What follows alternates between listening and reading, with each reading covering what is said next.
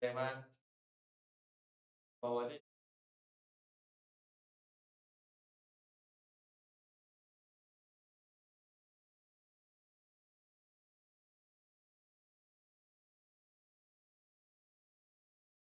เข้าไปฉันทะบัดนี้ได้ยินคำว่าฉันทราคะบ่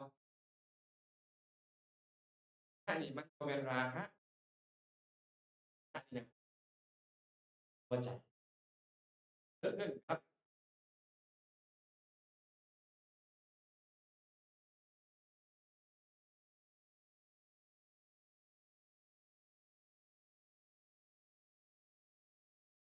ฉันทะซึ่งแปลว่า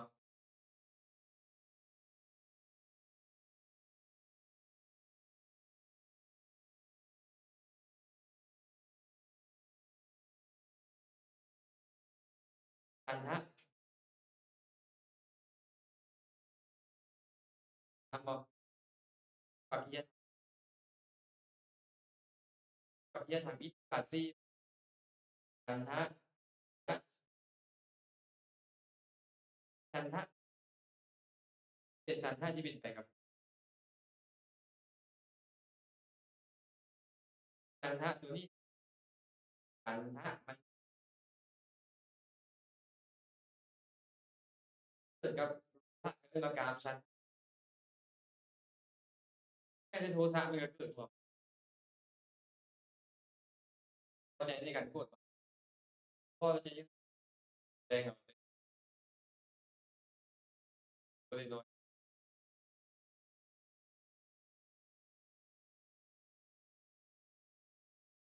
แก้บ่ได้ควบคุมเอาเป็นทรงมามันก็ทรงมาเรื่อยๆเอาเรื่อยๆเนาะธรรมดาเลย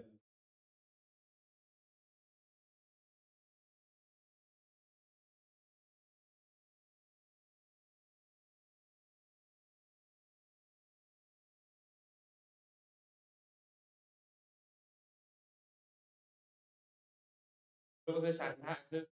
ความในความให้พอใจในที่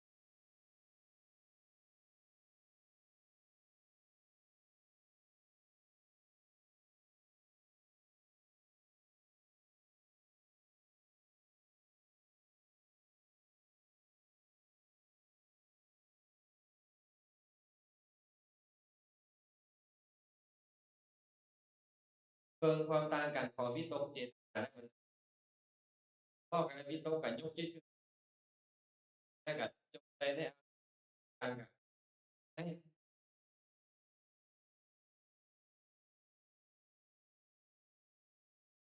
ตัวเองจะตกตกตามไปเหมือนกับยก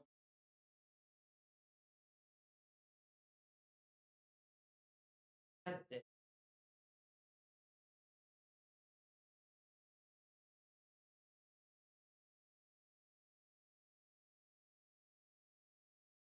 มันคิดและมันก็รู้ฉะนั้นสิ่ง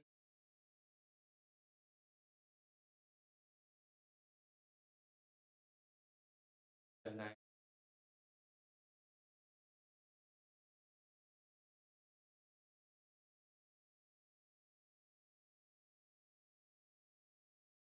ใจได้ได้ไปตลอดทางได้แต่ไปควบคุมทางกันให้กันแต่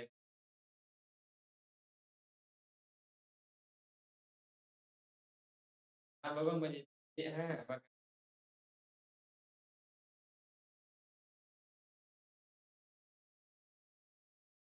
ันก็สนใจเยอะหน่อยก็หน้าตาคล้ายๆแบบงงๆอยู่อิ่มอยู่บ่ล่ะบอกยายพรบ่แม่นปิติติอาจารย์ว่าลักษณะนี้มันง่วงนอนนะนี่น่ะ ปีติคือความแซมชื่นใจเด้ออิ่มเอิบใจแซมชื่นใจมาเบิ่งคุถกาปีติปีติเล็กน้อยพอขนลุกอันนี้ปีติน้อยหนึ่งขนลุกขนชันขึ้นมาเอิ้นว่าคุถกาปีติคุถกะแปลว่าน้อยปีติน้อยๆปีติบ่หลายเพิ่นนี่นะมีบ่แบบเนี้ยมีเลยเนาะคณิกาปีติปีติสัวขณะปีติสัวขณะอันนี้เหมือนฟ้าแมบมันก็มาแรงเลยแต่ว่าบึดเดียวหายบึดเดียวหายปิติยาวขึ้นมาเช่นเราไปฟังธรรมปิติยวบขึ้นมาปึ๊บเดียวก็หายแล้วมันแน่นใจเพราะว่าเนี่ยเอออิ่มเนาะ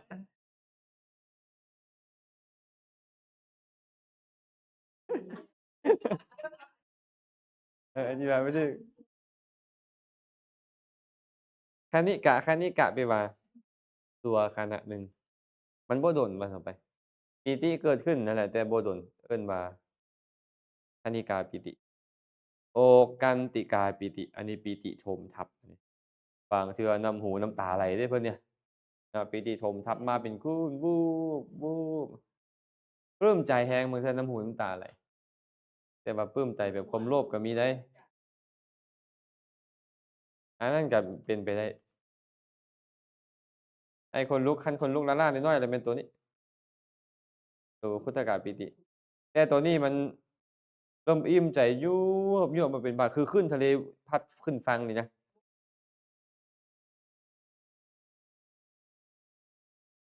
อา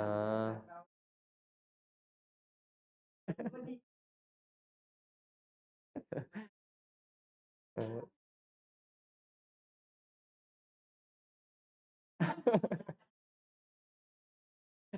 ไม่ขึ้นทับแม่นบ่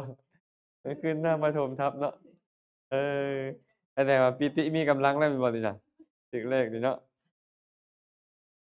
แต่บางคนนี่มันคือตอนไปนั่งสมาธิตอนที่มันบ่คันได้สมาธิถึงขั้นใดดอกแต่รู้สึกนั่งแล้วความสุขดีเย็นสบายขึ้นมาหน่อยหนึ่งบ่คันฮอดแพซ่านเดะมันฮอดโอกันติกะปิติมันโอกันติกาปิติเหมือนกับคลื่นน้ำท่วมทับเนาะส่วนอุปเพงคาปิติบัดนี้ปิติตัวลอยอันเนี้ยนั่งไปนั่งมาก็เหมือนกับตัวลอยขึ้นกับตัวเบาเนาะนั่งสมาธิแล้วมันเหมือนกับตัวเบาเหมือนกับมันลอยขึ้นที่ฮอดเพดานเลยบางเทื่อเหมือนกับจะเป็นจังซั่นปิติแบบนี้ก็มีตัวลอยเลยก็มีคือเคยเว้าให้ฟังนั่นแหละบางคนก็ตัวลอยได้ความปิติเนาะส่วนพารณาปิติบัดนี้ปิติแผ่ซ่านไปซึมซาบไปทั่วร่างกายเลยอันนี้ เย็นไปหมดอิ่มเอิบไปหมดอันนี้นี่แม่นหมายถึงปีติในองค์ฌานตัวเนี้ยปีติถึงความเป็นฌานแล้วบางคนนี่เข้าฌานเนี่ยอยู่ฮอด3มื้อ4มื้อ5มื้อบ่กินข้าวบ่กินน้ำก็ได้มันอิ่มเอิบใจแผ่ซ่านไปทั่วร่างกายอยู่ลักษณะของปีติที่เป็นไปในฌานเนาะไอ้พวกเขาก็สิมีตัวนี้แหละพวกเขาอะพอขนลุกขนพองนี่แหละบางเทื่อก็ชั่วขณะหนึ่งปึ๊บเดียวก็หายก็สิมีอยู่พวกนี้โอกันติกาปิติก็มีแด่ 3ตัวแรกนี่น่าจะพอมีได้พวกเราไอ้ตัวนี้นี่ก็เริ่มมียากขึ้นแล้วเพราะแต่ละเทื่อก็บ่ค่อยมักปานใดดอกปฏิบัติหั้นน่ะมักกิน KFC หลายกว่าเนาะสิว่าไปซูชิไปมื้อนี้ไปเพิ่นว่ายังตัวลอยนี่ยังบ่คันแม่นเข้าฌานแต่ว่าอำนาจของปิติเฮ็ดให้ตัวลอยขึ้นเข้าฌานต้องตัวนี้ตรงปิติแผ่ซ่านนี้แต่ถามว่าเจริญฌานได้อภิญญาและตัวลอยได้บ่ได้ก็อำนาจของอภิญญาจิตอธิษฐานลอยไปในอากาศเหาะไปในอากาศได้มีครั้งหนึ่ง ท่านพระสารีบุตรขออภัยท่านพระอานนท์ท่านพระอานนท์กำลังจะปรินิพพานโอ๊ยลำบากใจเด้ออันคน2หมู่บ้านนี่เนาะเพิ่นเป็นคน2หมู่บ้าน หมายความว่าเพิ่นอยู่หมู่บ้านใกล้ๆคนละฝั่งน้ำไปบิณฑบาตทั้ง2ฝั่งเนาะไทบ้านทั้ง2หมู่บ้านก็มาอุปถากเพิ่นหั้นนะดูแลเพิ่นดีดีเวลาเพิ่นใกล้จะตายมาพิดกันไทบ้านนั่นน่ะอยากได้กระดูกไปไว้ฝั่งหมู่บ้านของตัวเองเพิ่นก็เลยพิจารณาเบิ่งโอ้ชาวบ้านสิพิดกันได้นี่อยากได้กระดูกอยากเอากระดูกไปใส่ถูกไว้หั้นนะ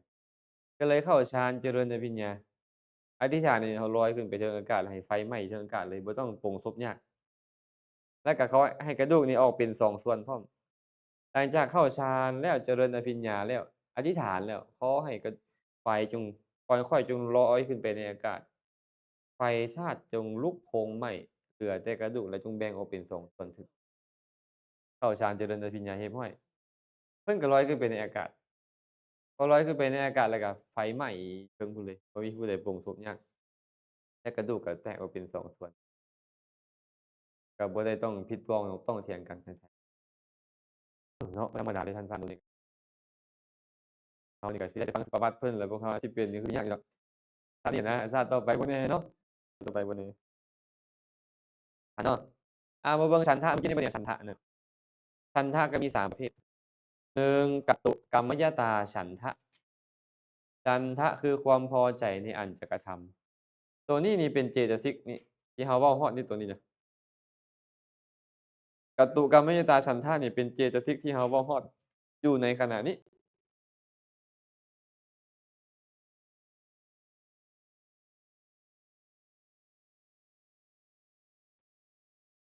เนาะความพอใจในการจะกระทำยังบ่คันแม่นบุญยังบ่คันแม่นบาปตัวเนี้ยว่าแต่มันไปเกิดในหยัง ส่วนตัณหาฉันทะหรือกามฉันทะได้แก่ตัณหาเพิ่นเอิ้นมันว่าตัณหาฉันทะหรือกามฉันทะสภาพมันก็คือตัวโลภะตัวตัณหานั่นเนาะส่วนวิริยะฉันทะก็หมายถึงความเพียรตัวนี้หมายถึงความเพียรบ่ได้แม่นฉันทะเจตสิก2ตัวนี้จึงบ่ได้หมายเอาในฐานะนี้ตัวที่แรกเท่านั้นเพิ่นหมายถึงว่าฉันทะเจตสิกแสดงว่าฉันทะนี่เป็นจิตหรือบ่เป็นจิตแม่นจิตหรือบ่แม่นจิตฮะ เจตสิกมันสิแม่นจังได๋เจตสิกเราเรียนเจตสิก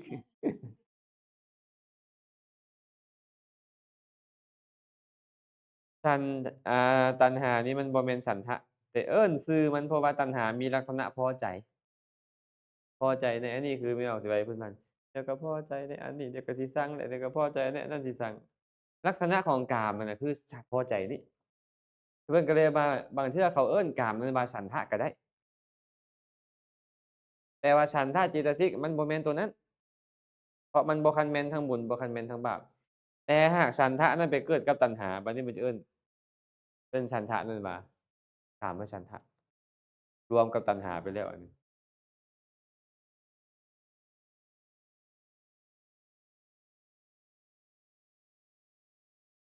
แม่นๆๆไอ้ตัวตัณหาฉันทะนี่หมายถึงโลภะเจตสิกวิริยะฉันทะนี่หมายถึง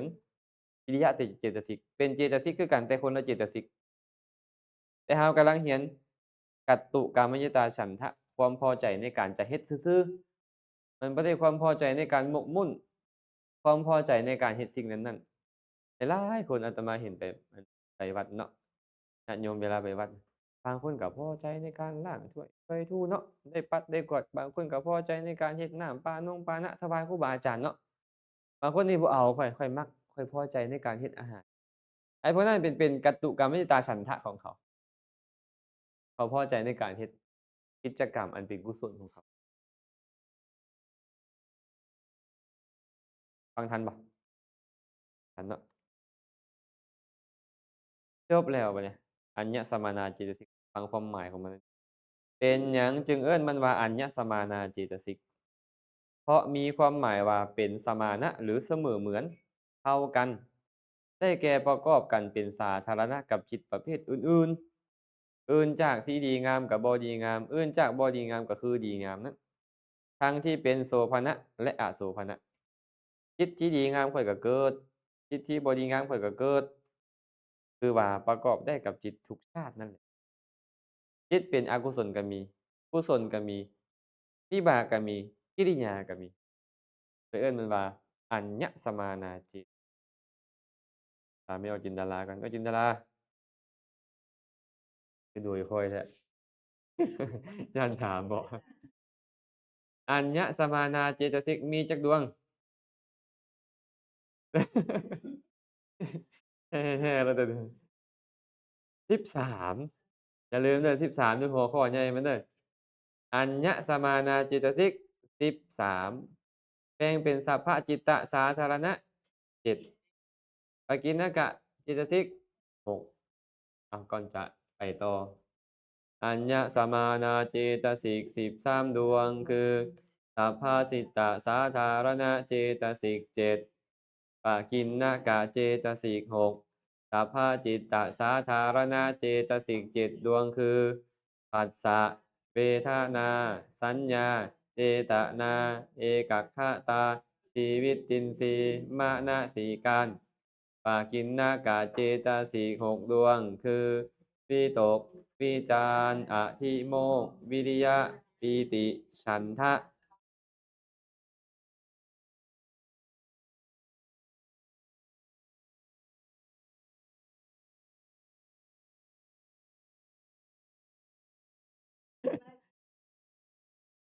นี่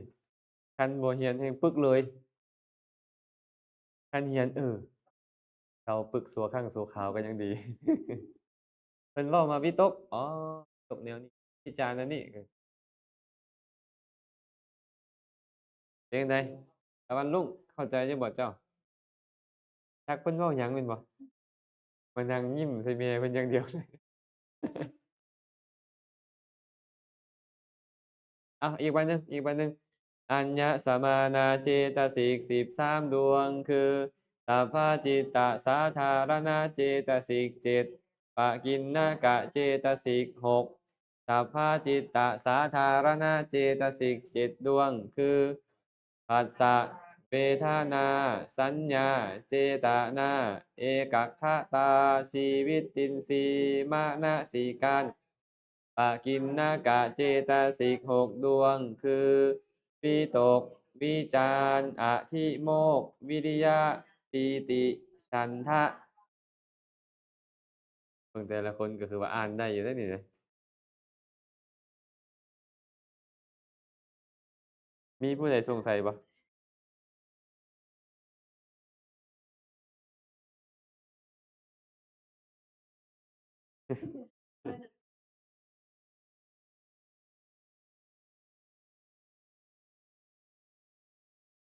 อ้าวมาต่อบัดเนี่ยอย่าลืมเนาะ13 14 25แม่นบ่13 14 25จบไปแล้ว13บัดนี้มา14 14นี่คือหยังอกุศลเจตสิก14แล้วสิไปถามเมื่อกี้นี่ว่าอ้าวอกุศลจิตคือว่า12หนึ่งบัดเจตสิกคือว่า14บ่ได้หมายความว่าจะหลายกว่าบ่ได้เนาะบางเทื่อหั้นน่ะโทสะนั่นมี4อย่างพู้นขนาดโทสะ2ดวงยังมี4อย่างเกิดนำได้ต้นเนาะมา14มีหยังแหน่เอาหมวดแรกก่อนมันแบ่งเป็น5หมวดเด้อเป็น5หมวด4 3 4 2 1พอชื่อได้บ่4 3 4 2 1 4 3 4 2 1เอาโมหะก่อนโมหะมี4อย่างในกลุ่มของโมหะเพิ่นเลยเอิ้นว่าโมจตุกะเจตสิก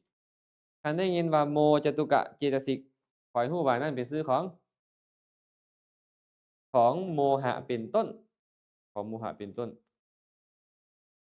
บ่แม่นแต่โมหะแล้วโมจตุกะนี่อ่านช้าๆก่อนบัดหนึ่งโมหะอหิริกะอโนตตัปปะอุทธัจจะอ่านออกเลยเนาะพร้อมเอาไว้นิดหนึ่งบัดนี้โมหะอหิริกะอโนตตัปปะอุทธัจจะ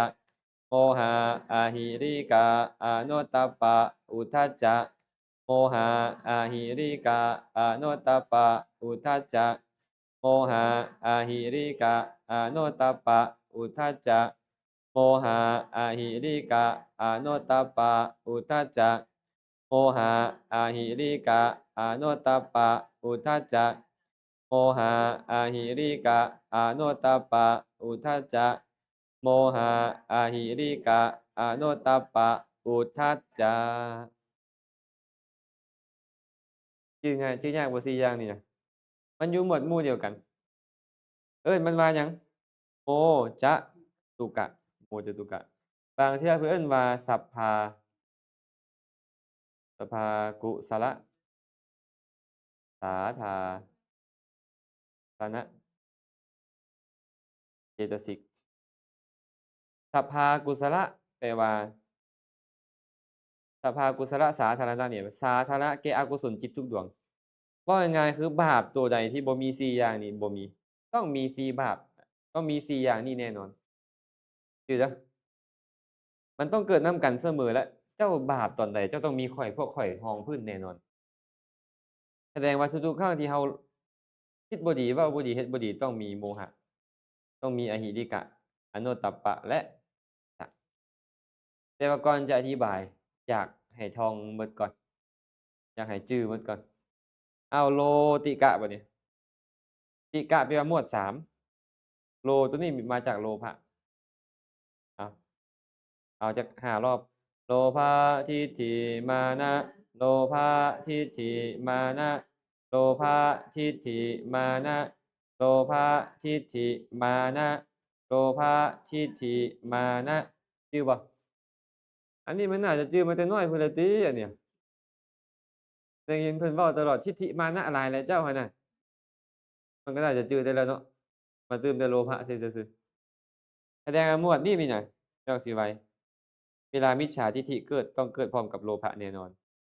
เวลามานะเกิดก็ต้องเกิดพร้อมโลภะแน่นอนบ่มีจักเทื่อดอกอันถือโตแล้วมันบ่แม่นโลภะบ่มีเห็นผิดบ่แม่นโลภะบ่มีต้องเกิดขึ้นกับโลภะแน่นอนทันเนาะฟังทันเนาะอย่าลืมเด้อว่าเรามีอกุศลมูล3แม่นบ่โลภะโทสะโมหะแม่นบ่อาเราต้องรู้เลยว่าโอ้โมหะนี่มันเกิดขึ้นกับได้ทุกอย่างทุกดวงเลยเด้โอ๊ยโลภะนี่มันมีแต่อันนี้ประเภทนี้เกิดกับมันโทสะบัดนี้เอิ้นว่าโทจตุกะ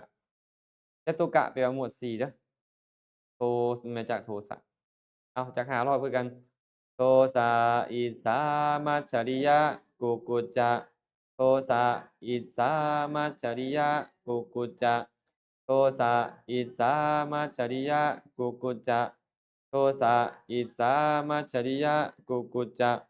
โทสะอิสามัจฉริยะกุกุจจะชื่อได้บ่โทสะอิสามัจฉริยะกุกุจจะแม่นทุกครั้งที่อิสาหมู่นี่น่ะมันต้องมีโทสะแน่นอนกี่ทีก็ต้องมาพร้อมกับโทสะเดือดเนื้อร้อนใจก็ต้องมาพร้อมกับโทสะต้องมากับโทสะแน่นอนใจต้องเสียหายนะว่าง่ายๆก็แล้วกันตอนที่เรานี่เกิดขึ้นใจต้องเสียหายแน่นอนอ้าวตัวรุ่มบัดนี้เอาจัก3รอบซะอัน2ตัวเนี่ยถีนมิทธะถีนมิทธะถีนมิทธะมันจื้อแล้วแหละเนาะบ่จื้อจั่งใดมันเกิดกับเราตลอดหดหู่ท้อถอยตอนสุดท้ายวิจิกิจฉาเอิ้นว่าวิเอกะบ่ต้องท่องดอกอันวิจิกิจฉานี่แค่เว้าก็จื้อกันเบิดแล้วมาเริ่มจากตัวแรกก่อนเลยมาเริ่มจากตัวแรกอีกจักรอบหนึ่งดูโมหะอหิริกะอโนตตัปปะอุทธัจจะอีกรอบหนึ่งโมหะอหิริกะอโนตตัปปะอุทธัจจะพวกเราเคยได้ยินคำว่าหิริบ่เคยได้ยินหิริบ่แปลว่าหยังหิริอะความละอาย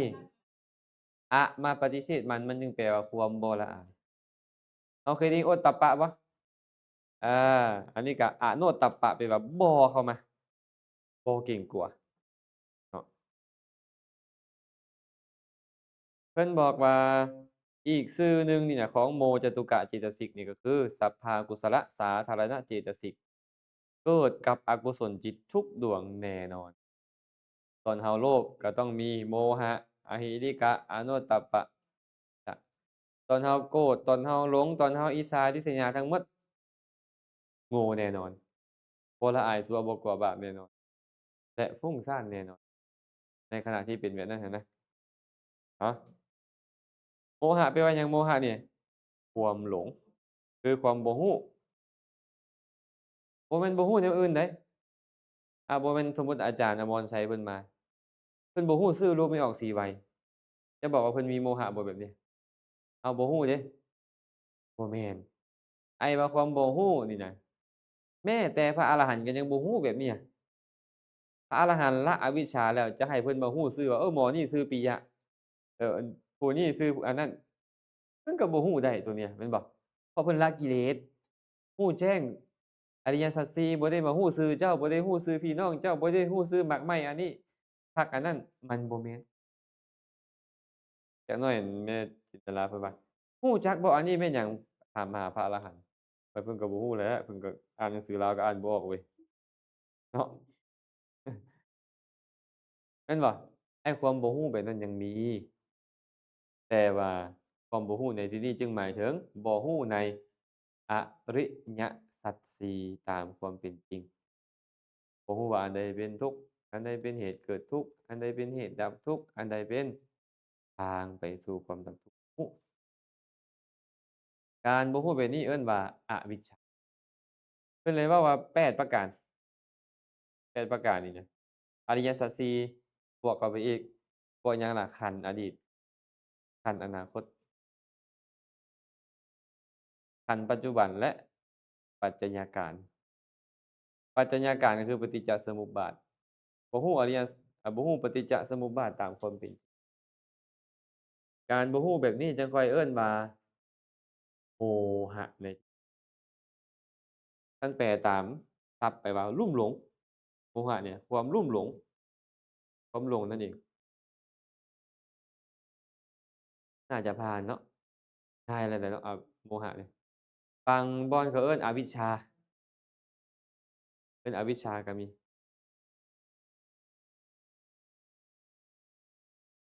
อันเนาะอหิริกะบัดเนี่ยแปลว่าความบ่ละอายบาป ไอ้คำว่าบ่ละอายบาปคือบ่ละอายต่อกายกรรมชั่ววจีกรรมชั่วมโนกรรมชั่วเหมือนกับหยังล่ะบ่ละอายนี่นะบ่รังเกียจนั่นเองเหมือนกับเด็กน้อยเพิ่นว่าสมมุติมีเด็กน้อยคนหนึ่งเนาะเขาเอา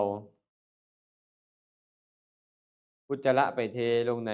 นหลุมเด็กน้อยย่างเข้าไปเห็นหลุมอุจจาระโดดลงใส่เลยชื่อว่าเด็กน้อยนี่บ่หยังนี่บ่รังเกียจต่อต่ออุจจาระนั้นฉันใดก็ฉันนั้นเพิ่นว่าสิ่งที่เป็นบาปกรรมบุคคลใดก็ตามบ่รังเกียจต่อมันชื่อว่าบ่ละอายต่อความชั่วนั้นบ่ละอายต่อความชั่วอันบ่อันเนาะอันนี้เอิ้นว่าอหิริกะเนาะอหิริกะอโนตตัปปะบัดนี้อโนตตัปปะคือหยังล่ะความบ่เกรงกลัวบาปบ่เกรงกลัวต่อผลของมันอันนี้บ่เกรงกลัวต่อการถูกติฉินนินทาเพราะเฮ็ดความชั่วบ่เกรงกลัวต่ออบายทุกขติวินิบาตนรกอาความบ่เกรงกลัวเหมือนกับหยังล่ะเหมือนกับอสรพิษคืองูมันตกลงไปในหลุม เด็กน้อยโดดลงไปในหลุมนั้นเสยเห็นงูแล้วโดดลงไปใส่เห็นงูเห่าแล้วโดดลงไปใส่ชื่อว่าเด็กน้อยบ่ย้านต่อการถูกงูกัดฉันใดก็ฉะนั้นบุคคลใดก็ตามบ่ย้านต่อผลของความชั่วบุคคลนั้นชื่อว่ามีอโนตตัปปะเกิดอโนตตัปปะจึงเป็นชื่อของความบ่ย้านกลัวต่อบาปอกุศลต่อผลของมันสองอย่างนี้มานำกันตลอดเลยเดะมันจะมักมานำกันเวลาเพิ่นเว้านะ อัน2อย่างนี้เว้านำกันเลยก็คือนี่แหละหลุมอุจจาระที่มีงูสมมุติเขาเอางูเห่าจักเป็น10บอกไงพรไปลงไว้ในหลุมอุจจาระ เด็กน้อยย่างไปแล้วเห็นหลุมอุจจาระที่มีงูเด็กน้อยโดดใส่เลยเด็กน้อยอะโดดลงไปเป็นจั่งใดล่ะเปื้อนด้วยอุจจาระบ่เปื้อนถูกงูกัดบ่แสดงว่าในขณะนั้นน่ะนะที่ก่อนเด็กน้อยจะลงไปเด็กน้อยนี่บ่มีหยังบ่มีความรังเกียจต่ออุจจาระนั้นพวกเรานี่รังเกียจต่ออุจจาระบ่รังเกียจเนาะปั่นกลัวต่อพิษงูเห่าบ่มันกลัวแต่ว่าเด็กน้อยนั้นน่ะบ่รังเกียจต่อพิษบ่รังเกียจต่ออุจจาระนำบ่ย้านกลัวต่อพิษของงูเห่านั้นนำเขาบ่ย้านกลัวและบ่รังเกียจต่ออุจจาระและงูเห่านั้นฉันใดคนผู้ที่เฮ็ดชั่วคือกัน เขาก็จะมีความบ่ละอายและบ่เกรงกลัวต่อบาปนั้นเช่นเดียวกัน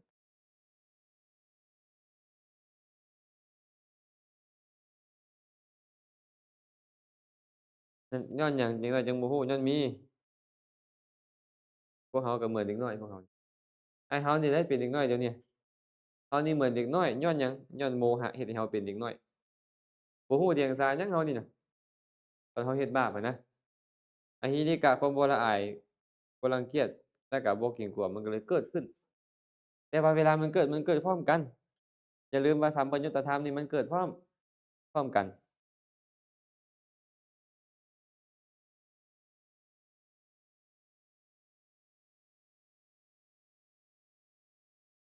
ต่างกันบ่อนใดมันต้องต่างกันปรารภเหตุอหิริกะปรารภเหตุภายในอโนตตัปปะปรารภเหตุภายนอกอันนี้นี่หยังมันบ่ละอายว่าตัวเองเป็นคนผู้ดีจบการศึกษามาดีเฮ็ดความชั่วแบบนี้ความคิดแบบนี้บ่เกิดขึ้นมันบ่ละอายแบบนั้นหรือว่าตัวเองเป็นผู้เฒ่าและล่วงกาลผ่านไปแล้วจะไปเฮ็ดแบบนี้บ่สมควรเฮ็ดมันบ่มีตัวนั้นบ่ละอายเดี๋ยวนั้นอายุ60-70แล้วยังใส่กระโปรงไปเต้นอยู่หน้าห้านเวทีอยู่นะบ่มีความละอายแบบนั้น อโนตตัปปะดิบ่อายต่อโทษของบ่ย้านกลัวต่อโทษของมันผู้เฮ็ดความชั่วต้องถูกหยัง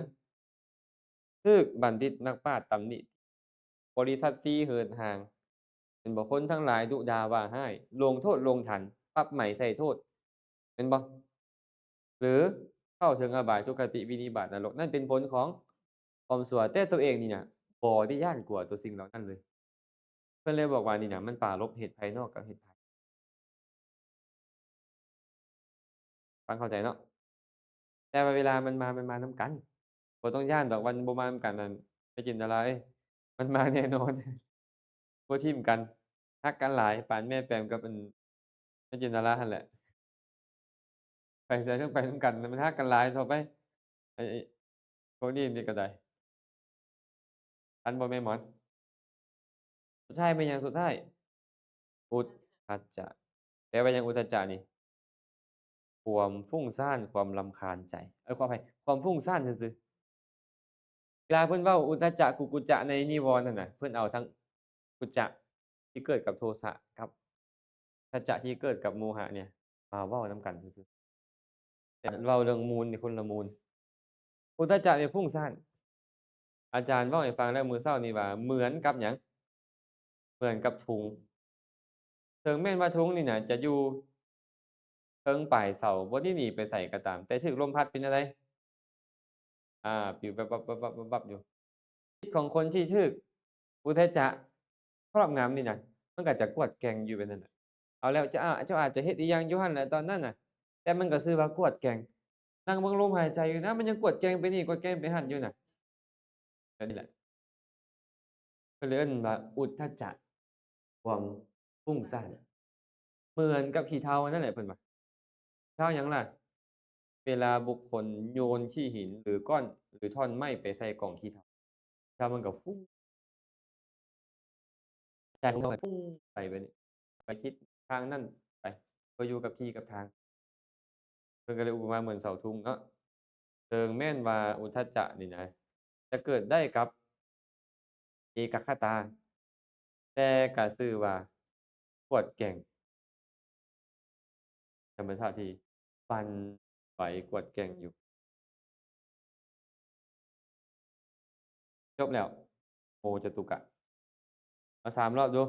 โมหะอาหิริกะอโนตตัปปะอุทธัจจะโมหะอาหิริกะอโนตตัปปะอุทธัจจะ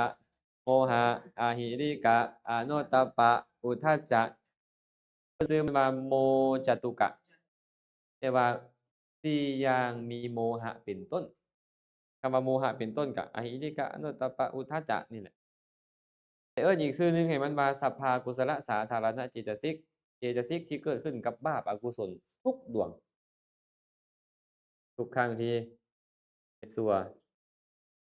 ลุ่มหลงแน่นอนทุกครั้งที่ซัวบ่ละอายแน่นอนทุกครั้งที่ซัวบ่เกรงกลัวแน่นอนและทุกครั้งที่ซัวบ่อยู่กับที่กับทางคือใจมันฟุ้งแน่นอนนะ อธิบายเพิ่มน้อยหนึ่งว่ามันบ่รู้ในธรรม8ประการอริยสัจสี่ทุกข์เหตุเกิดทุกข์เหตุดับทุกข์และทางดับทุกข์มันบ่รู้แนวนั้นและบ่รู้ขันธ์อดีตขันธ์อนาคตและขันธ์ทั้งอดีตและอนาคตอันเอิ้นว่าปัจจุบันและบ่รู้ในปัจจัยการคือปฏิจจสมุปบาทเอิ้นว่า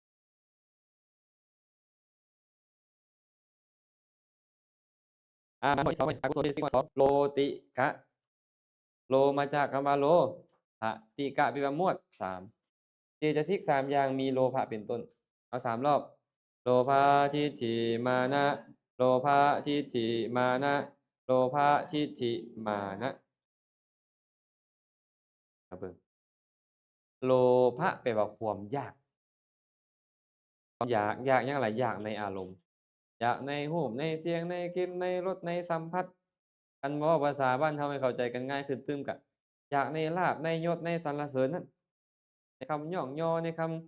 ำสรรเสริญต่างๆเอิ้นว่าโลภะคือความติดในอารมณ์นั่นเองเหมือนหยังล่ะเหมือนลิงติดตังเคยเห็นลิงบ่บอกตรงลิงติดตังไปซื้อเลขลิงเด้อล่ะเหมือนกับติดตังเป็นไดแม่นบ่ลิงติดตังอะเขาเอาตังไปเขาก็เอาตังไปอย่างเดียวอะนะอย่างเดียวที่ลิงมันเห็นเห็นแล้วน่าไปจับง่าไม้จับปุ๊บเป็นไดแม่มอนดึงบ่ออกมือสองได้บ่เนี่ยจับเข้าไปบอกแล้วส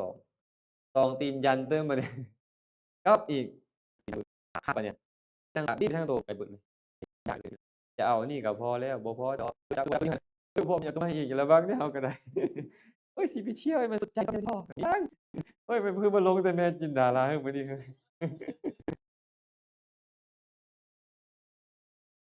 แสดงว่าบ่มีมือสิบอกโลกันมันอยากแล้วอยากอีกอยากแล้วอยากอีกเพิ่นไปบำบัดบ่แม่นล่ะเพิ่นบำบัด3ประการที่บ่เคยอิ่มบ่มีอิ่มจักเทื่อส่ำ3ประการนี้เพิ่นว่าหากมาในพุทธพจน์เพิ่นจะบอกว่า1การนอนบ่เคยอิ่มแม่นบ่การนอนอิ่มจักที่มื้อสิบ่อยากฮอดมื้อนี้นอนอีกบ่เทื่อนอน8โมงมื้ออื่นก็ได้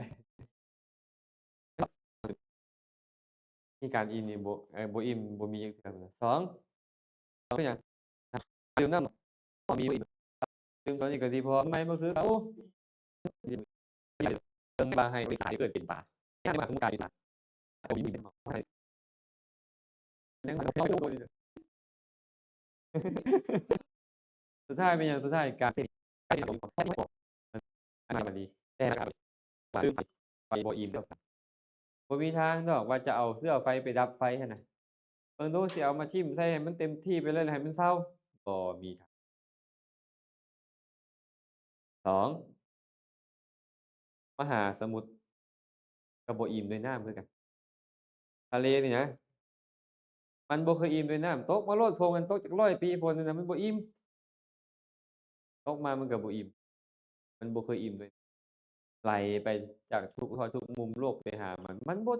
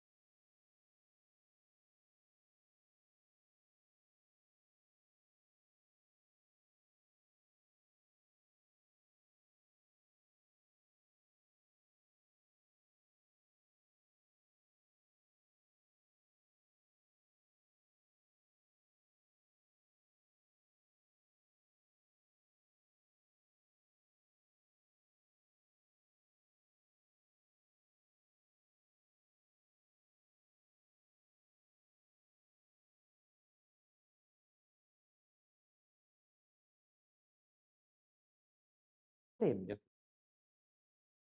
สุดท้ายเป็นหยังล่ะตัณหาคือความอยากโลภะของเรานี่นะบ่มีมีมื้ออิ่มดอกเหมือนจะอิ่มแต่บ่มีมื้อเหมือนซื่อๆเหมือนจะอิ่มเหมือนจะพอบ่มีทางบ่มีจักบ่มีดอกเดี๋ยวมันก็อยากใหม่เรื่อยๆอยากใหม่เรื่อยฉะนั้นตัณหาจึงบ่มีมื้ออิ่มโลภะนี่เป็นชื่อของตัณหาเด้บางเทื่อถูกเอิ้นว่าตัณหาบางเทื่อถูกเอิ้นว่าราคะบางเทื่อถูกเอิ้นว่ากามะกามบางเทื่อถูกเอิ้นว่านันทิบางเทื่อถูกเอิ้นว่าอิจฉาคนอิจฉานี่บางเทื่อถูกเอิ้นว่าสัตตะแล้วแต่พระพุทธเจ้าสิเอิ้นแต่เป็นชื่อของอันนี้หมดบางเทื่อก็เอิ้นว่าโลภะเพิ่นอยากเอิ้นหยังเพิ่นก็เอิ้นอันของมันก็คือความอยากนี่เองเนาะ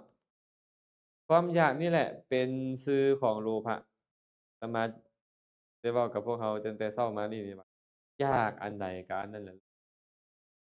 อยากได้นี่อยากได้นั่นอยากเฮ็ดนี่อยากไปหั่นพอใจบางเทื่อเป็นฉันทะเดะแต่คันสภาพที่อยากนี่มันเกิดขึ้นกับอ่าโลภะตัวนี้อยากให้งามบ่นี่นั่นข้าน้อยบ่ได้ใส่อยากให้มันงามนะบ่ได้ดอกอยากให้มันเก๋เอ๊ะเก๋นี่ภาษาหยังภาษาอังกฤษหรือภาษาอิหยังให้เบิ่งเก๋ๆอิหยังประมาณนี้นะเท่เก๋หยังประมาณนั้นน่ะกระเป๋าอะนะบางเทื่อก็บ่ได้ใหญ่หรอกสัก3นิ้วนี่ใส่โทรศัพท์ก็บ่อันนั้นทับจะหนีบใส่ขี้แห้ไปใส่ไปเฮ็ดหยังเอาก็บ่อยากให้มันงามอะนะแม่นบ่ก็อยากให้มันงามนั่นแหละเอออันนั้นใส่ซื่อๆบ่ใช่อยากให้มันงามอิหยังดอกบ่ได้ติดเพิ่นบ่มีทางอันนั้นแหละอันติดเจ้าบ่รู้ตัวว่าเจ้าติดคือคนติดยานี่นะอาตมาตอนเป็นผู้สาวมาถามแม่นเจ้าติดยาบ่บ่ข้อยบ่ได้ถ้ามีข้อยก็สูบบ่มีข้อยก็บ่สูบแต่ว่าข้อยต้องเฮ็ดให้มันมีให้ได้สูบเป็นแบบนี้เดี๋ยวนี้น่ะความจริงเราบ่รู้ตัวดอกว่าเราติดในรสนิยมว่าโอ๊ยข้อยบ่ได้คือหมู่ดอกข้อยบ่ได้มักคือหมู่คือผู้ลางคนเว้าอะนะแต่ที่จริงคือติดตัณหามันเกิดเขาบ่รู้ตัวหรอกเพราะเขาบ่ทันได้เรียนได้ทำว่าอันนี้มันคือตัณหาเนาะถ้าเราได้ยินคำว่าตัณหาได้ยินคำว่ากามก็คือว่าโอ้มันอยากเสพเมถุนธรรมมันเป็นคำเว้ารวมๆทั้งเบิดอยากอันใดก็เอิ้นว่าตัณหาอยากอันใดก็เอิ้นว่ากามอยากในรูปรสสัมผัสทั้งหมด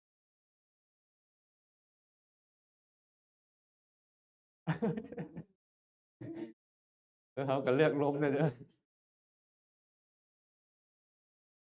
เลือกล้มนำเด้อเนาะเลือกล้มนี่โอ้เครียดเลย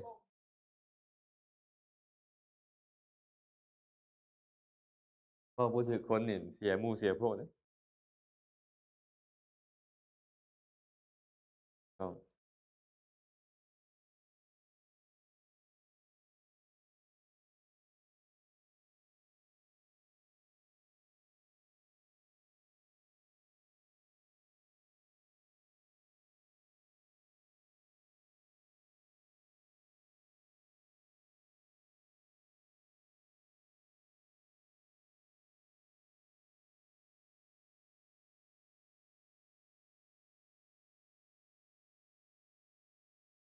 มันบ่ได้แม่นเกิดขึ้นแต่กับกุศลหรืออกุศล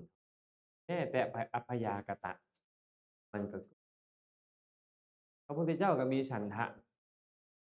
ในการจะไปสอนธรรมะในการแสดงธรรมะที่มันเพราะฉะนั้นน่ะนะก็สังเกตเบิ่งใจนี่แหละว่ามันอยากหรือว่ามันพอใจในการเฮ็ดพอใจในการเฮ็ดแบบนั้นหรือว่ามันอยากจะเฮ็ดต้องการติดพันหรือมันแค่พอใจในการเฮ็ดสิ่งนั้นๆอย่างเช่นย่างจงกรมย่างจงกรม อยากต้องการมัวเมาติดพันหรือว่าพอใจในการเฮ็ดสัญญาณจงกรมอะนะพอใจในการเฮ็ดแม่นบ่ก็หยังล่ะเพื่อให้กุศลมันเกิดขึ้นนั่นแหละอันนี้ก็เอิ้นว่าฉันทะที่เป็นฝ่ายกุศลฉันทะที่เป็นฝ่ายกุศลการให้ทานคือกันพอใจในการให้ก็เอิ้นว่าฉันทะเจตสิก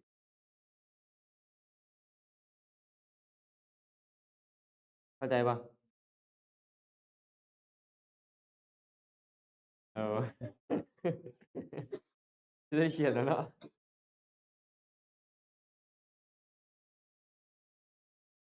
ผ่านเนาะผ่านๆว่าทิฏฐิเปล่าเนี่ยทิฏฐินี่มันแปลว่าความเห็นมันเป็นคำกลางๆทิฏฐินี่นะความเห็นเป็นคำกลางๆแต่ว่ามันมาพร้อมกับหยังนี่มาพร้อมกับหยังมาพร้อมกับโลภะเราก็รู้แล้วโอ้มันต้องเป็นทิฏฐิที่บ่ดีมิจฉาทิฏฐิความเห็นผิดว่าบาปบ่มีบุญบ่มีการให้ทานบ่มีการบูชาบวงสรวงบ่มีผลผลของกรรมดีกรรมชั่วบ่มีโลกนี้บ่มีโลกหน้าบ่มีโลกอื่นบ่มีสัตว์ผู้เกิดขึ้นมาแบบอุบัติขึ้นมาเลยบ่มีบุญคุณของพ่อแม่ที่ยิ่งกว่าคนอื่นบ่มีและผู้ตรัสรู้ธรรมแล้วสอนคนอื่นให้รู้ตามก็บ่มีแบบนี้เอิ้นว่ามิจฉาทิฏฐิแต่มันบ่แม่นจะสำคัญเดะมันมีถึง62แบบบ่สามารถเว้าให้มันได้ขนาดก็ง่ายๆก็คือเห็นบ่ถูกต้องตามความจริงเป็นแนวหนึ่งตนเองเห็นว่าเป็นแนวอื่นอ้าวสมมุติพระเจ้าสร้างโลกความจริงแล้วพระเจ้าไสมาสร้างโลกอะฮะบ่มีแม่นบ่ธรรมชาติมันเป็นกลไกของธรรมชาติอะมันเป็นวัฏจักรของธรรมชาติอะที่มันต้องเกิดขึ้นแล้วเป็นแบบนี้เกิดขึ้นแล้วคล้ายๆดอกตะเวนนั่นน่ะหน้าที่ของมันก็คือคันไปหาตะเวนแม่นผู้ใดไปสร้างมันแบบนั้นบ่มีก็ธรรมชาติของมันก็อ้าวมิจฉาทิฏฐิอันนี้ความเห็นผิดเนี่ยแหละพระพุทธเจ้ายังบอกว่าภิกขุทั้งหลายเฮายังบ่เห็นธรรมอย่างอื่นแม้อย่างหนึ่งที่จะชั่วทราต่ำทรามเหมือนกับมิจฉาทิฏฐินี้ชั่วทราต่ำทรามที่สุดเพราะจะเฮ็ดบาปอกุศลที่ยังบ่เกิดให้เกิดขึ้นบาปอกุศลที่เกิดขึ้นแล้วจะไผบุญกุศลที่ยังบ่เกิดจะบ่เกิดกุศลที่เกิดขึ้นแล้วจะผ่านไปเมื่อเจ้าเห็นว่าเป็นแบบนั้นก็เอิ้นว่ามิจฉาทิฏฐิคันพระเจ้าสร้างก็อิหยังก็จะไปขอแต่นำพระพุทธเจ้าช่วยแหน่พระเจ้าช่วยแหน่จั่งซี้แหละความโลภทั้งนั้นเป็นไปแม่นบ่เห็นผิดพร้อมความโลภผิดเป็นบุญหรือเป็นบาปล่ะบัดนี้ก็บ่อยากสร้างนำก็ทำบุญอีหยังแหละเนาะ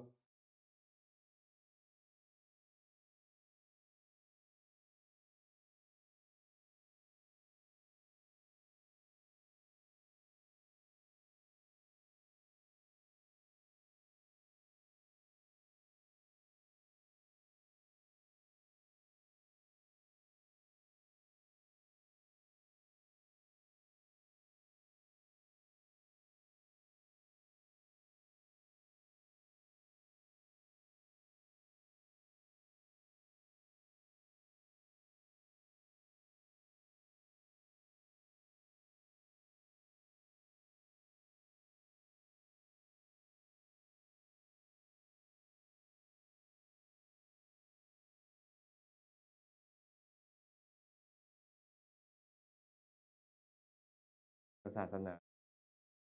ทางศาสนาคือคำสอนบ่ได้เกี่ยวกับกฎเกณฑ์บ่เป็นกฎเกณฑ์ของประเทศอันเนี้ยกฎเกณฑ์ของธรรมชาติธรรมชาตินี่มันเป็นแบบนี้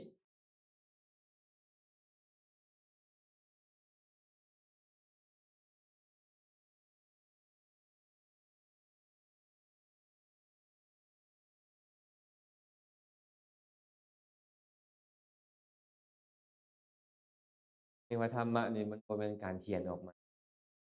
ธรรมะมันมีอยู่คู่โลกอยู่แล้ว แต่พระพุทธเจ้ามากำหนดเจ้าจึงเว้าให้ออกภายหลังจึงมีครูบาอาจารย์นี่น่ะย้านคนรุ่นหลังบ่สามารถทรงจำได้จัง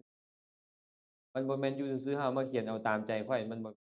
เพราะศาสนานี้บ่แม่นศาสนาของเป็นศาสนาของพระสัมมาสัมพุทธเจ้าคือคำสอนของพระพุทธเจ้าแต่ว่าพระพุทธเจ้าเอาไสมาสอนน่ะความจริงอยู่คู่โลกนี่แล้วมีแต่ภาคบัญญัติเท่านั้นที่เพิ่มเข้ามาเพราะบัญญัติบ่แม่นความจริง อย่างเช่นห้ามพระเสพเมถุนธรรมห้ามพระลักขโมยห้ามพระฆ่ามนุษย์ห้ามพระอวดคุณวิเศษบ่มีจริงห้ามพระจับต้องกายผู้หญิงเป็นต้นน่ะอันนี้เป็นบัญญัติเป็นเรื่องบัญญัติบ่แม่นเฮามาบัญญัติกันเองพระสัมมาสัมพุทธเจ้าเห็นแล้วว่ามันจะเป็นเหตุให้สาวกของเพิ่นบ่มุ่งตรงไปสู่พระนิพพานก็พยายามห้ามบ่แม่นผู้ใดผู้หนึ่งมากำหนดขึ้นเพิ่นเข้าใจไปนั่นก็บ่เป็นหยังดอกแต่เพิ่นเข้าใจว่าโลกนี้โลกหน้าบ่มีอันนี้นี่อันตราย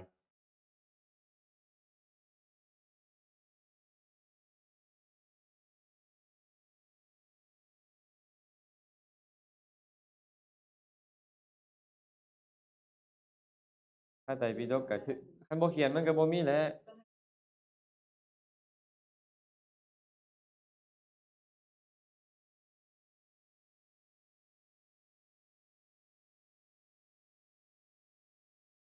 ก็นั่นแหละความจริงเป็นแนวหนึ่งเพิ่นเห็นเป็นแนวหนึ่งเพิ่นว่าเห็นถูกหรือเห็นผิดเห็นผิดนั่นแหละเพราะความจริงมันเป็นแนวนี้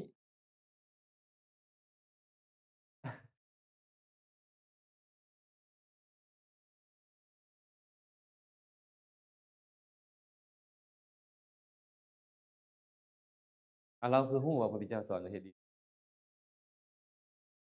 แต่ยังได้ยินหมู่มาคือเก่าอยู่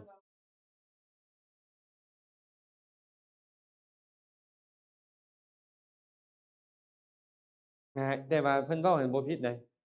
ว่าสอนให้เฮ็ดดีอะนะก็สอนถูกแล้วแต่วิธีการให้ฮู้ว่าอันใดเป็นดีเพราะบางทีก็บ่ฮู้ซ้ำว่าตัวเองคิดนี่บ่ถูกก็เอิ้นว่าความชั่วมิจฉายังบ่ฮู้ซ้ำเดะว่ามีความคิดนี่มันผิดวะ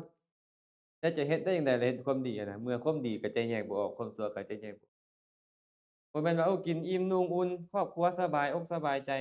แต่แม่นบุญอาจจะบ่ส่ำหั้นแม่นบ่ได้เต้นรำวงนำหมู่แล้วได้แล้วมีความสุขแล้วพอมันบ่แม่นส่ำนั้นแม่นบ่เฮาบ่เข้าใจบุญนี่น่ะตัวนี้น่ะก็เลยต้องอาศัยพระพุทธเจ้าเพิ่นเว้าไว้หยังได้อันใดคือบุญอันใดคือบาปเฮ็ดแบบใดเป็นบุญและบุญใดเกื้อกูลแก่การออกจากทุกข์บุญใดเกื้อกูลแก่การที่เฮาจะได้เสพสุขในสังสารวัฏ อันนั้นมันละเอียดขึ้นไปกว่าหั้นอีกเราไปเอากับเพิ่นก็คิดแบบเพิ่นหั้นนะเพราะเพิ่นบ่คันได้ยินได้ฟังเวลาได้ยินได้ฟังแล้วก็อาจจะคือแนวนี้แหล้วเนี่ยตอนอาตมาบ่คันได้เรียนธรรมะนี่ก็โอ๊ยเห็นพระสีแนวนี้อาตมาคิวพระเนี่ยสมพรเนี่ยผู้หลายๆคนมาสั่งเราแม่ออกหมดเลยเราสั่งพระสมัยก่อนเออเฮ็ดบ่คือเขาน่ะคือบ่ฮัดเอิกแบบพระไปเปลี่ยนอีหยังนั่นน่ะบ่ดีกับเพิ่นหั้นน่ะว่าแม่นเราเคยเห็นมาแบบนี้จึงถูกนะ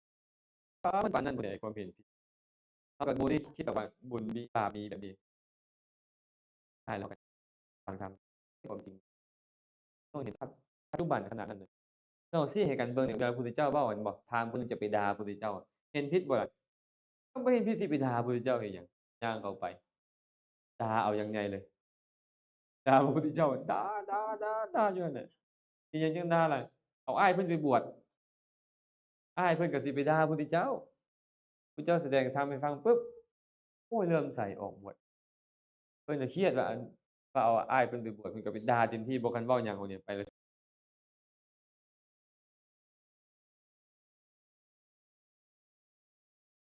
ซี้หน้าด่าๆๆๆอยู่นั่นแหละเมื่อยแล้วด่าจนเมื่อยแล้วพอแล้วบ่น้องก็มาเยี่ยมมายามอยู่บ่โอ้โฮพระพุทธเจ้าถามกลับมาแล้วบ่พระโคดมแต่งข้าวแต่งน้ำสู่เขากินอยู่ ห้วยกระแตงหั้นแหละคันเขาบ่กินก็เป็นของข้อยตั่วเออเจ้ากินผู้เดียวเด้อคำด่าคำว่าเจ้าข้อยบ่กินนำใดภาสิทธิ์ของพระองค์แจ่มแจ้งแท้แล้วคิดได้เลยข้อยด่าข้อยก็ทุกข์เองเนาะผู้อื่นบ่ทุกข์นำข้อยเนาะตัดสินใจขอบวชบรรลุอรหันต์ครับเบิ่งแม่หั้นน่ะไอ้คนเฮาจะไปเห็นว่าเขาเห็นผิดแล้วเขาจะบ่ดีไปเลยบ่แม่นแค่เขาบ่คันได้กัลยาณ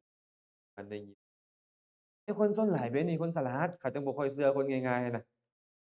คนฉลาดเด้บ่แม่นคนปึกไดคันคนปึกคือเฮานี่เชื่อง่ายพวกเขาเนี่ยผู้เอามักเปลี่ยนงอๆนิดหนึ่งก็พญานาคเพิ่นว่ากะไว้อยู่นั่นแหละอันนี้คนปึกอันเนี้ยเชื่อง่ายเกินไปแต่ถ้าเราก็เลยต้องพิจารณานำบ่แม่นจะมุ่งแต่เชื่อเลยอาจารย์สยามสาโรเพิ่นเว้าไว้ดีเดะผู้ที่มีศรัทธานี่นะศรัทธาดีนี่ศรัทธาจะเป็นฝักใฝ่แห่งความบ้าไอ้คำว่าบ้าคลั่งนี่คือคันข้อยศรัทธาองค์นี้แล้วก็องค์นี้ถูกอย่างเดียวรถก็ยังหอมนะองค์นี้นะข้อยได้เชื่อแล้วนี่นะเอาขนาดนั้นเลยเดะ ถือเบิดอันองค์อื่นที่เฮ็ดนอก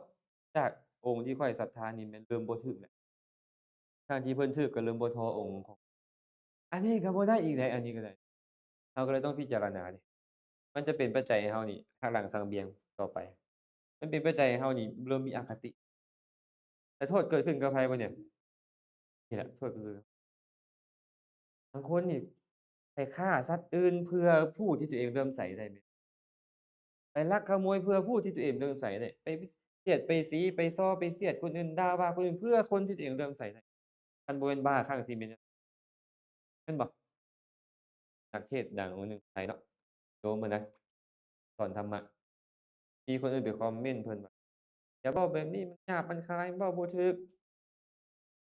คนเป็นร้อยเป็นพันมาด่าเพิ่นไปทั่วนี่ทั้งที่ผู้นั้นเว้าบ่ม่วนแท้อะนะอันคันบ่แม่นบ้าคันสิเป็นหยังซะอันนั้น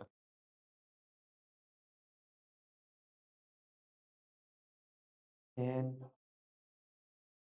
แต่ว่าเราบ่สนอะนะเราไปลำใส่ผู้นี้เฮ็ดต้องถูกอย่างเดียวมันเลยงมงายเพิ่นว่าอาจารย์สาโรก็บอกว่ามันฝักใฝ่ลุ่มหลงงมงายเด้แต่ถ้าเราก็ต้องพิจารณาเนาะอันผิดก็ว่าไปตามผิดอันถูกก็ว่าไปตามถูกบ่แม่นว่าผู้ที่เราเลื่อมใสจะถูกเบิด ผู้สีสุดโต่งเฮ็ดอิหยังก็ถึกเบิดก็บ่แม่นติบ่ย่าปทุมมาหยังก็ถึกเบิดก็บ่แม่นติบ่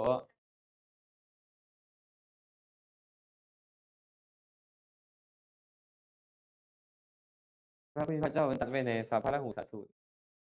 ภิกษุทั้งหลายอรุสาวาทวาจาหยาบคายที่บุคคลเจริญกระทำให้ละย่อมเฮ็ดบุคคลนั้นให้เข้าถึงอบายทุกประโทษทางเบาที่สุดของอรุสาวาจาย่อมเฮ็ดบุคคลนั้นผู้ถึงความเป็นมนุษย์แล้วให้ได้ยินแต่คำเว้าที่บ่ดีคำด่าคำถากคำถางคำเสียดคำสีคำอิหยังลงมาใส่ผู้นี้เบิดบางเทื่อเขาบ่ได้ด่าตัวเองเขาด่ากันอยู่หั่นตัวเองนี่ก็ต้องไปได้ยิน เขาสิว่าหนี่เว้าสู่ฟังนี่โอ้ยอยู่นำบ่ได้ข้อยเพิ่นว่าเหตุการณ์แล้วแม่นมันจะเป็นอิหยังต่ออิหยังให้อันดาอันทุบอันตีกันแม่นบ่บางเทื่อมันเราบ่ได้ไปเป็นหยังดอกแต่ว่านี่แหละวิบากที่เราเคยเฮ็ดมันก็เป็นเหตุให้ได้ยินแต่คำหมู่ด่ากันว่ากูไอ้บ่อันเพลงเขาเจ้าปานนั้นก็ฟังเอาแท้เอาว่าอันเพลงนั้นก็ได้แม่นบ่กูมึงโอ้จักคำหยาบปานใดเขาก็ยังย้อนหยังไปด่าฟังกันแต่แบบนี้แหละบางเทื่อก็ด่าเจ้าเสียดสีเจ้าดูหมิ่นดูแคลนเจ้าเฮ็ดดีปานใดเขาก็ด่ากราดกรานกันอันนั้นเป็นโทษอีก ครับเกี่ยวกับวาจาประเภทมันเป็นเหตุให้แถวบ้องนำแถวบ้องบ่ปากแว่งดังวึกอิหยังต่างๆพวกนี้น่ะ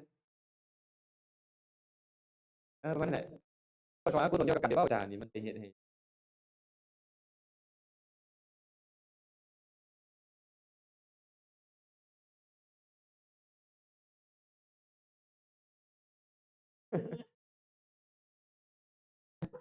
ก็อาจจะเป็นคือเพิ่นเว้าบ่ชัด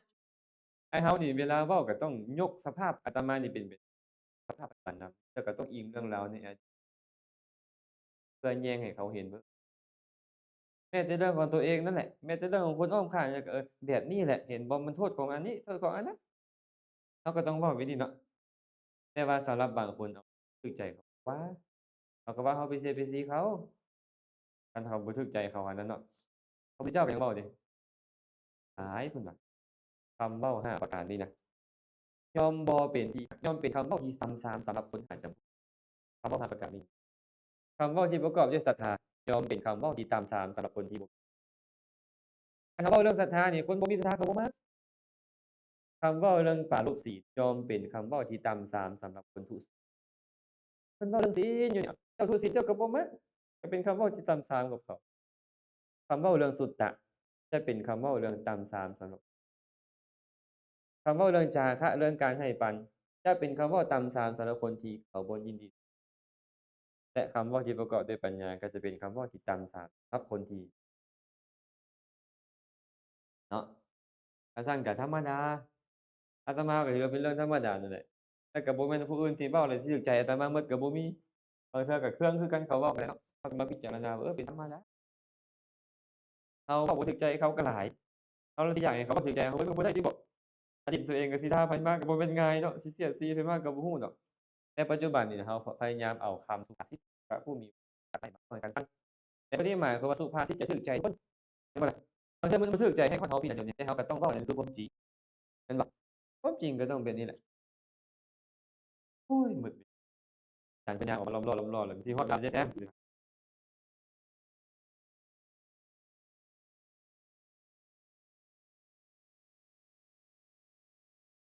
บ่ดอก เพิ่นก็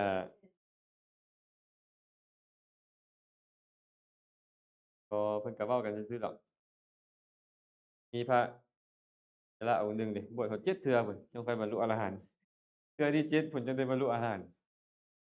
บวชแล้วก็ โอ้ย ลำบากแล้วก็อยาก สุขภาพแข็งแรงแล้วก็อยากสึก พอสึกลำบากแล้วก็อยากบวช พอบวชไปแล้วก็อยากสึกอีก 6 รอบ รอบที่7จั่งค่อย ได้คุณธรรมวิเศษ บ่ง่ายเด้อเขาก็ อะ ก็คงจะพอสมควรกับมื้อนี้เนาะ เราเรียนเรื่องของหยังมื้อนี้น่ะ เจตสิก เจตสิกคือธรรมที่ประกอบในจิต มีความเกิดขึ้นพร้อมกับจิต ดับไปพร้อมกับจิต มีอารมณ์เดียวกันกับจิต มีวัตถุที่ตั้งอาศัยเดียวกันกับ ที่เอิ้นว่าลักษณะทั่วไปของเจตสิก ทีนี้เจตสิกเพิ่นแบ่งเป็น3หมวดใหญ่คือ อัญญสมานาเจตสิก 13 อกุศลเจตสิก 14 โสภณเจตสิก 25 แต่ว่าเราได้แค่อัญญสมานาเจตสิก